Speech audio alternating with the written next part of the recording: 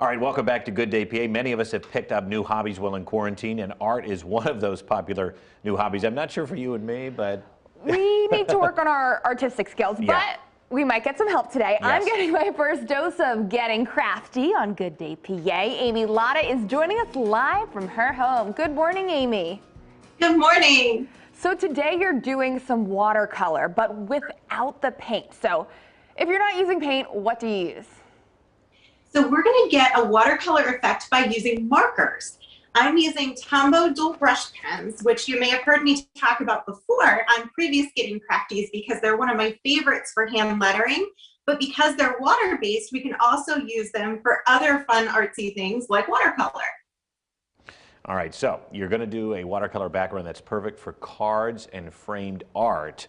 But we want to know how are you going to do this? Walk us through the process. Where do we begin, Amy? Okay, so you need just a very few supplies that you probably already have in your home. You're going to need water-based markers. You're going to need a non-absorbent surface, which is something like a plastic bag, something where when you scribble on it, the ink is going to pull up instead of sucking into the paper. You're also going to need, this is called an aqua pen. It's just filled, the barrel has clean water in it, and it has a brush tip. If you don't have an aqua pen, a paintbrush and a cup of water will work just fine. And then the last thing you need is just watercolor paper or Bristol board, which is like a really heavy cardstock. So the first thing you're going to do is choose your colors. And I like to use colors that play nicely together. So you can see I have an assortment of greens and blues here, which will look something like these examples. Or if you want to go with some pinks and oranges or some purples and blues, just make sure that you use colors that when they mix together won't turn brown. Then what you're going to do is take your plastic bag and you're literally just going to scribble color onto that bag in different sections. Don't worry about it being neat or making any kind of design. The idea is that you're covering the space with color. And like I mentioned before, because this is a non-absorbent surface, and you could also use something that's been laminated or even a trash bag. I've been known to do that when I was on vacation and that was all I had and I want it to play. So you can kind of see that the ink is just sitting on top of the bag, pulling up.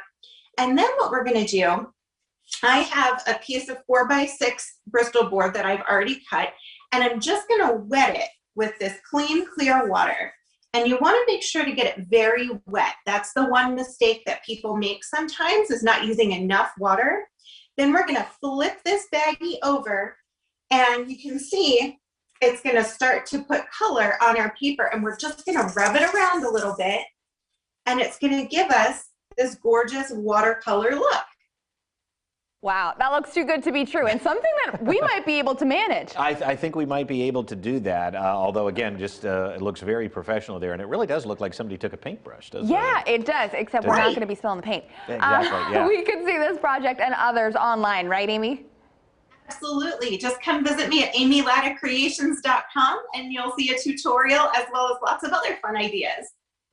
Sounds good to us. Amy, thanks so much as always. Good to see you, even though you're at home. What a fun idea. Thanks again. Thanks so much. All right, stay with us. There's more to come on Good Day PA. We're coming back.